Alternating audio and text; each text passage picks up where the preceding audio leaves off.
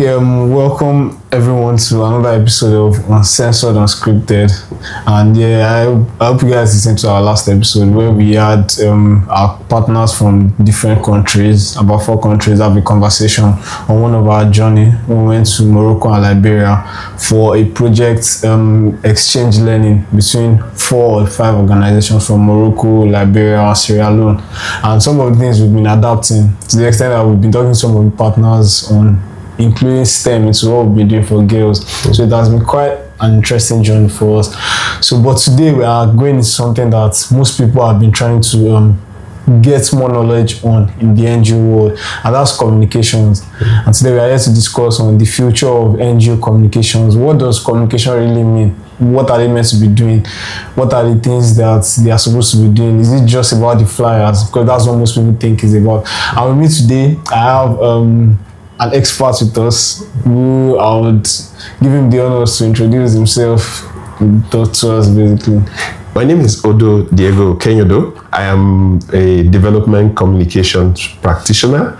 I've put in about 27 years in this field and started from journalism into development communication around 2006. And so it's like 20 years directly in development communication, but in journalism, I was also doing development reporting. So that's who I am. Okay, yeah. So you all can hear 20 years. Now I think you should know what we are going to be getting from today's conversation. Yeah. Because it's not just us, it's not just, I think, the regular that I just said to have the conversation of 2 years, but 20 years, that's a whole lot. Yeah, so that's what we are going to be getting today. So sir, I'm just going to ask you, before we get into a serious conversation, if NGO communication were a person sitting across from us today, 3 questions. Who would that person be? That NGO communication would be perhaps Samson Itodo. Samson Itodo. Is there perhaps any, can you just give us a bit of a story? Why I think so is that I've watched him right from his rise through leading an organization. I mean, he later started leading, but whether from the time of his student days in JOS and interning and all of that. And he has done what communication is, which is communication as a leadership function and communication in itself. He had amplified radio, and he had a show on radio, and he has working in Yaga as a leader of Yaga. He has used communication to touch different audiences. So that's the one I would say. Okay, I was going to ask some other questions, but I think you basically already answered the question. Oh, okay. I was going to ask what would they be doing. Okay. And you already talked about the leadership role. Yes. And some of the radio programs, because those are things that they'll be doing, and I think those are things they will enjoy doing too. So you basically answered the question. So let's go. We'll just move here. Okay. So what does NGO communication really mean? I think a lot of people still see communication, like I said earlier, as people that just post flyers, post on social media, but I think it's beyond that. Very much. Yeah. So have we done enough to redefine communication within the NGO sector? What do you think we've done enough to just... We haven't. We have made donors lead us in communication. We have made communication become just about what the donors ask us to do. Instead of I'm putting forward a movement right now called the narrative infrastructure for development, which is that communication, just like you have roads and electricity as infrastructure that can shape whether I can take a project to a community or not, right? If a community has a big body of water separating them from civilization, and I'm unable to take a project across, I need the bridge across the river. That's the physical infrastructure. The same is happening. People are carrying messages across, so hate speech, for example, goes on, whether there's a project or not. People are hating on other ethnic groups. People are hating on the youths. People are hating on persons with disability, right? Those conversations are going on irrespective of whether there is a project or not. But NGOs are, unfortunately, they and donors are only funding communication around that subject only when there's a project. And so the movement I'm pushing is that communication should continue irrespective of whether there is a project or not, because the folk tales, the folklore, where you're saying, don't worry, disease must kill a man, something must kill a man.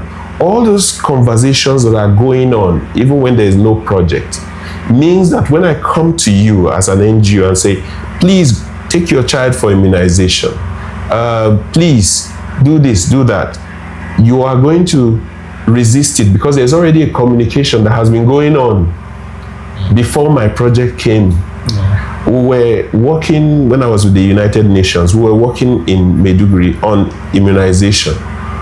And to ensure that his children would take polio immunization, we would give them some, biscuits and some things to bring them. Yeah. Sometimes you give them Indomie. And a father came to me and said, he called me aside in a very solemn moment and said, look, you guys, I always see you come here, you give things to the children, but you don't give anything to us, the parents, especially we, the fathers.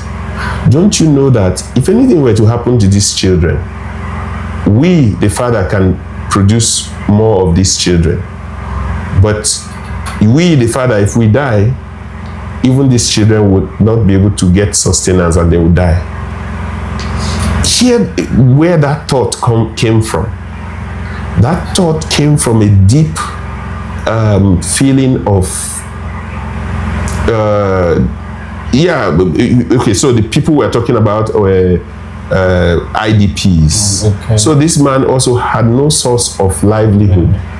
But our programming assumed that we need to give it to the children because they are the ones we need to focus on. But while you and I seated here would say, why should a father think like that? A father should be able to fend for himself and make money, right?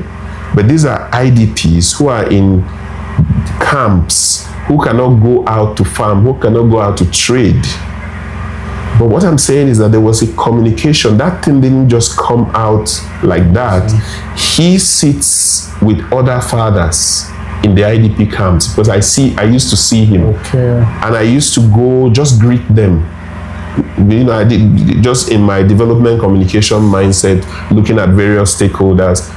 Even though we're here for the children and we know that the mothers are the ones that bring the children for vaccination, I always used to make it a point to go see where the fathers are gathered. Mm-hmm. And it was in that he trusted me and said that. So I think that for us in NGO communication, one, we're not listening to the communities well enough. We only focus on the stakeholders that are obvious. We're here to vaccinate children, and the communication should be to mothers who will bring the children for vaccination, the health workers, but there are other people and they are having other conversations. There are religious leaders, they are having conversations about that thing you are doing. But you are coming into the community and thinking that, hey, I came here only for the youth, so let me just talk to the youths. Right. In a community in Kaduna, the youths became very disruptive, and they were destroying and beating up our community mobilizers. And so we had to form a youth group from them and start engaging with them, even though they were not our direct focus. But by ignoring them, by mistakenly ignoring them, they became disruptive of what we're doing. So this idea of the narrative infrastructure for development is that we should focus on communication irrespective of whether we have projects or not. And that's why I like the idea of a podcast like this.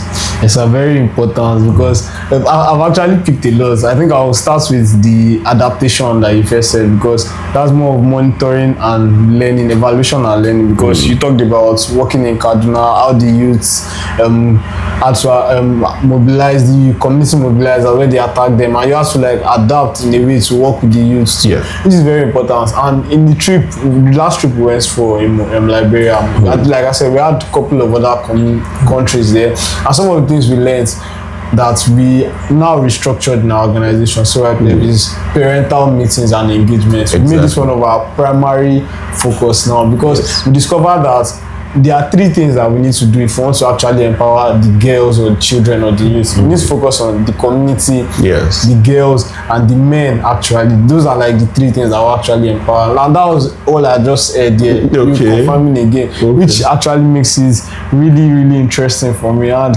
I'll just go on to the next thing. Like you said, have we been getting communication wrong? The whole doing, even for us, so most times we just feel like it's about reporting our things in the newspaper and all. Like you said, it's beyond that, beyond just posting on social media. And what are the things like you would want to let us know more about communication, basically? Communication should measure outcomes.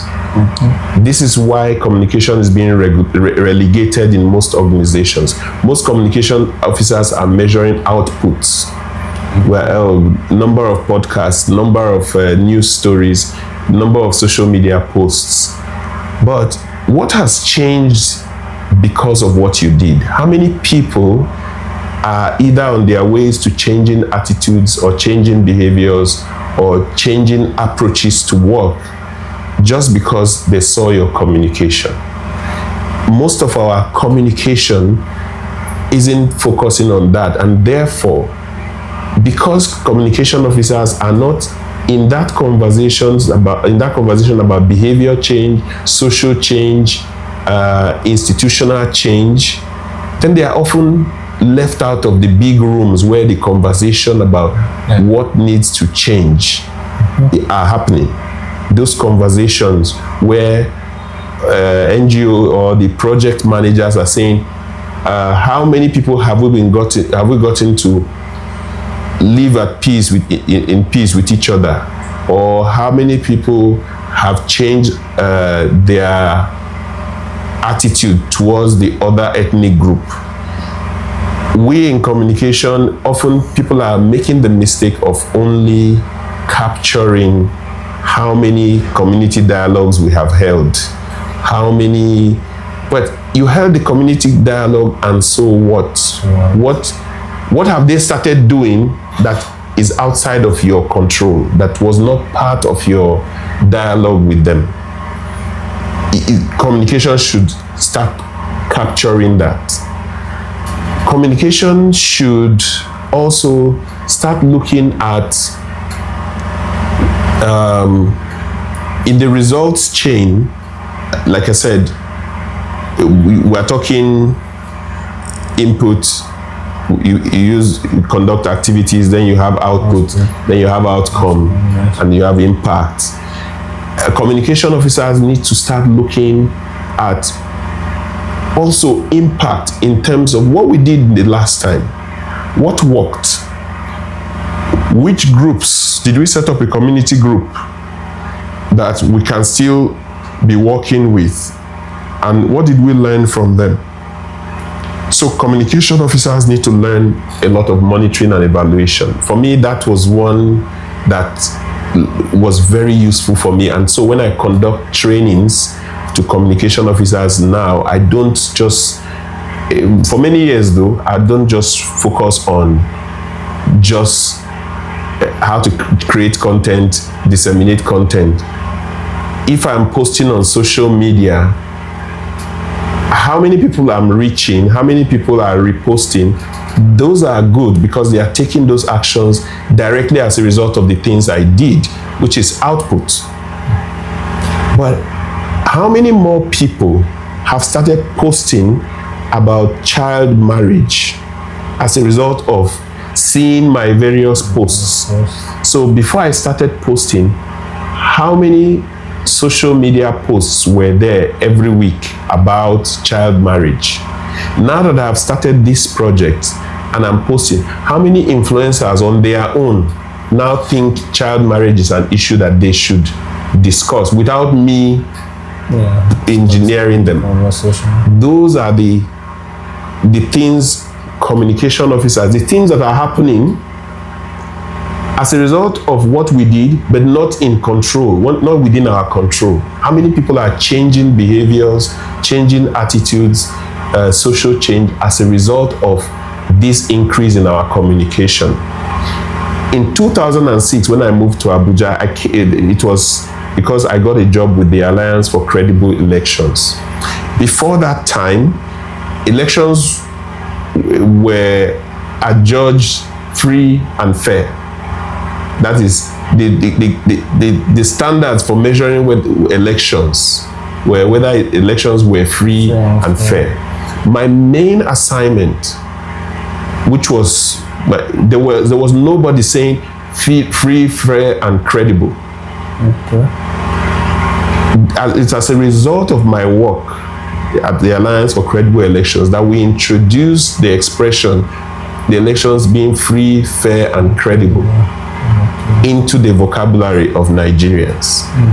And I'm not saying I did it all alone, but I'm saying I was media coordinator, I was the communication person, and that was my remit. We wanted Nigerians to see the credibility of the electoral process.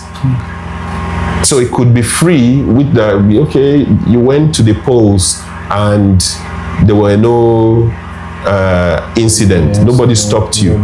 But before then, police could have threatened you, thugs could have threatened you, the main opposition could have been jailed. But on the day of the elections, you go, there's no obstacle, and you say, oh, it was free and fair.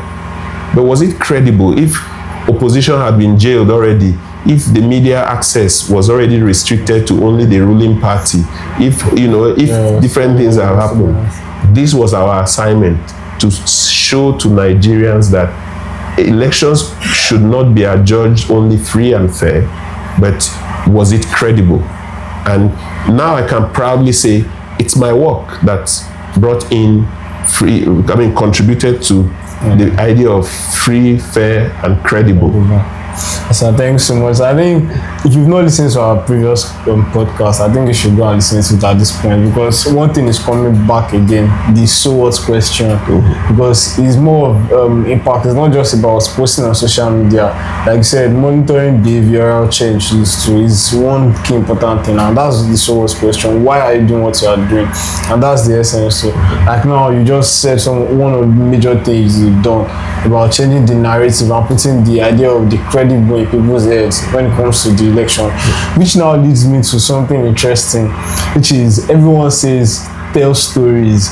We need better storytelling. We hear it everywhere. Yes. But what does good storytelling actually look like? Human being. Put a human being in the mix. If you put a human being in the mix and what happened to them, name the human being, even if you need to make the name anonymous, fictitious, right? But put a human being in the mix. Human beings do things. Human beings have feelings. Human beings have desires. Tell us the human being that benefited from this project, this activity, this initiative. What changed in their lives? What were they in need of that they couldn't get, that your project, when your project came, it helped them change, and then they realized. Yes. So, and how do they feel now since they encountered your project or your activity or whatever? Just put a human being in it. If you put a human being in it, a story will emerge, because I always talk about the 3 O's. What's the objective? What does the person desire so much? Right? That there was an obstacle to them getting. So the objective, What was the obstacle? What was stopping them from achieving that thing? Which now your NGO came and did something about that obstacle. And now what's the outcome? How do they feel now? How is life for them now? 3 O's. If you can use the 3 O's, you will always tell a good story, most likely. And that the objective or obstacle and thing can relate to an institution. So it mustn't always be a human being, but I said the first rule is ensure that there's a human being, because a human being will be in an institution. A human being will be in a community or a society. So just try and get a human being in it, whether that human being. So if I worked to support an agency to do something better, I must have bought them equipment, I must have trained them, must have done. Now, when I did those buying of equipment for them and trained them, why did I have to do that? Perhaps they weren't delivering well enough. What was the obstacle to them delivering well enough? They either did not have good equipment, they didn't have trained staff. And I have done all of that. How is the organization delivering now? Are they producing better? Has the time for production been shortened? Those are the things that I will tell a story about. Before I came, NAFDAC could not give NAFDAC number in. It used to take 7 months. It used to take 10 years. It used to take blah, blah, blah, blah. But since we installed this equipment for them that allows them to evaluate this and print this and do that, we also trained them. This staff, who was the one that used to sleep here for 2 days before these results would come, his staff, his home, his wife didn't used to see him. His children didn't know him because he was always sleeping at work. Now he feels happier. He closes even at 4 p.m. and blah, blah, blah. Life has changed. Numbers now come out within 2 days. But I'm just giving, this is a hypothesis. Yes, sir. So I was going to ask another question, but the 3 O's actually answered the question again, which is what separates a good story from a powerful story. Okay. You already just did justice to that by telling us about the 3 O's, by using the human perspective. That's what actually separates a good story. Now, talking about using the human perspective, not every sad story creates impact. Why is that? Because I think a lot of people believe they have to put a bit of the sad story, because they believe they have to put a bit of the sad story into their storytelling whenever they are telling stories, and which is not meant to be like that. So why does sad story not necessarily mean about creating impact? Well, sad story, no single story creates the impact. Sad stories might not be needed in certain situations.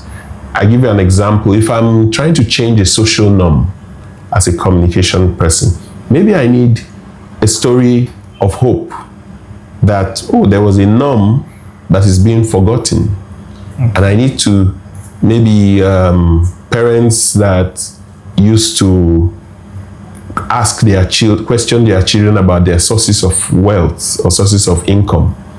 And that's no longer so. And that's maybe one of the drivers of Yahoo, for example, or Yahoo Plus. And I'm now seeing a parent that did something positive in terms of asking the child, and then that made the child change approach and blah, blah, blah. That's a positive story that I need.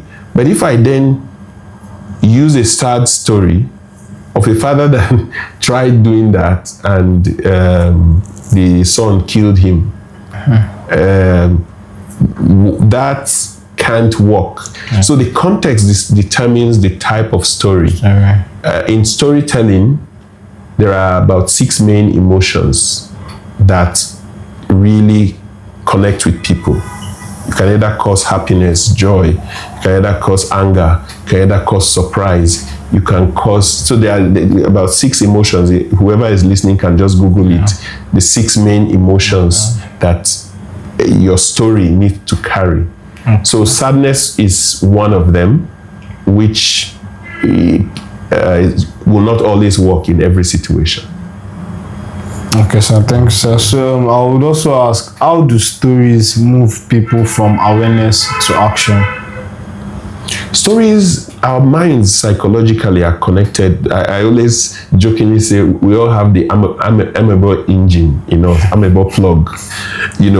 If I even right now say, Jedediah, on my way to office this morning, I was driving. If you see waiting happen, they hold up.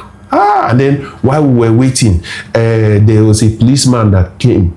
He just told me to wind down the window. As he was winding down, a truck came. Even as I'm saying it now, you are visualizing.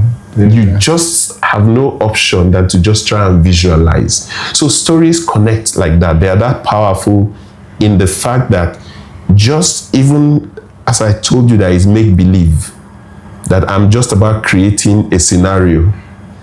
When I start painting it, you have to be imagining those words and imagining the policeman trying to tell me to wind down the window, and then a truck came. Whether the truck hit him, whether the truck stepped on the brakes, it's going to be gripping for you. So stories have that power of distilling whatever we want to say into a means that is connectable, we can connect with. That was so interesting. And that's so insightful. Which now the last conversation, or the last question we'll be having for this part is where do we draw the line between storytelling and exploitation? Because sometimes I ask myself, who is the story really serving? Is it the donors? Is it the audience? Or is it the person whose story is being told?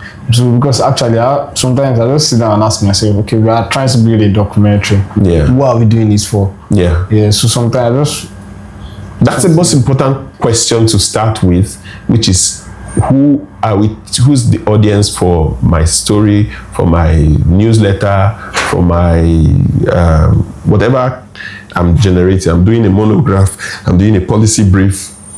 Who is this meant for?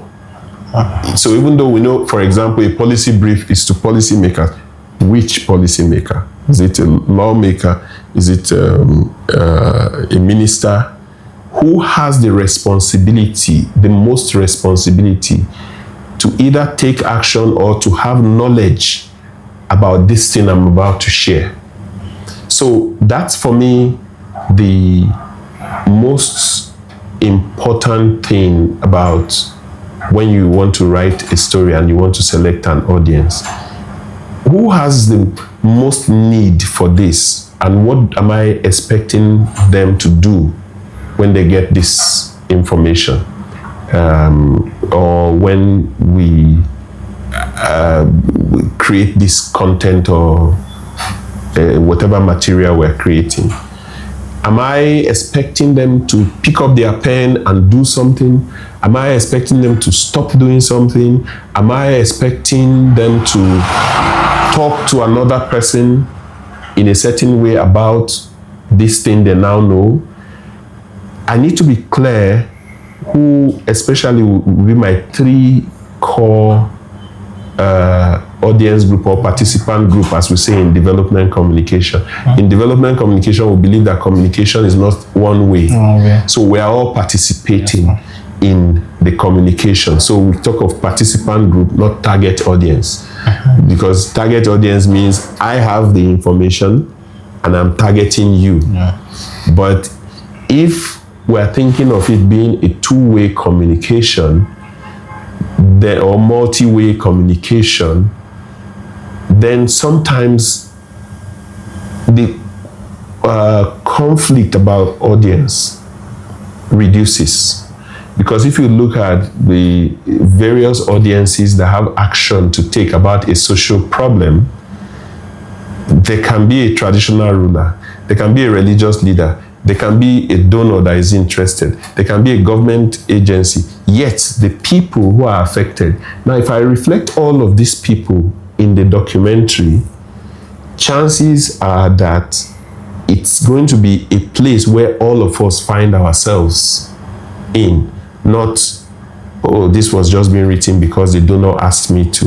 and I'm just hoping they'll approve of it, and then I can say, oh, all work done. Yeah. But if I know that, oh, I did this, there was a traditional leader that I interviewed because I know he is key to stopping or to changing the scenario. So even though I screened the documentary for the donors and the government officials, I need to find a way to let the traditional ruler watch this documentary. I need to find a way to let that mother, when we did the community dialogue or whatever with the community, I need to also find a way, even though I have shown it in the big hotels in the city, I need to find a way to come back to that community for them to watch themselves inside one material that has them and the policymakers talking. So the choice of focus also shapes our distribution channels. It shapes what we do with the materials after producing them. Maybe I should add that one gap I see with communication officers nowadays is that we're also not doing good knowledge management, which is capturing the key learnings from our organizations and documenting them in a retrievable manner for internal and external audiences. You know, so you've concluded the project, you've submitted the donor report, oh, we're all happy. But what are the key learnings from it that we can even take to other projects? What are the findings we see about how parents are treating children or about how community is treating children? So as an organization, CYPF, what is our opinion? Where is our policy brief? Where is the book about the state of Almajiri children in Lugbe, in Abuja, in, you know, where's our position statement or the book we wrote about it? A donor won't fund that, or the donor might not have given you money for that. But communication officers have to take it upon themselves that, look, if we are doing good work, then there are unique knowledge we already have, unique expertise we already have. Can we create a book? Can we create a documentary? Can we create a monograph? Can we create something that lasts beyond now, instead of just social media posts and a few things that the project wanted us to do, newspaper clippings, blah, blah, blah. Those are the things I think communication officers need to do. I've been for me personally, I've been struggling with working on a documentary. I think I just got my answers here. Yes, I now know how I'm supposed to be about it, basically, because I've been struggling for a while now. I've not even started. I've been in my head, I've been like trying to put everything together, but now I've been able to get, okay, the source question, who is the documentary going to serve, and those are things I've been able to get my answer. And so far it has been an insightful conversation, and I do think we've even scratched the surface, because we are still going to have a part 2. And in the part 2, the conversation is now going to be shifting from storytelling to strategy. We'll be talking about branding, social media, artificial intelligence, and what the future of NGO really looks like. So we've come to the end of part 1, and don't miss part 2. You have to come back to listen to this conversation. So thank you so much for the part 1, sir.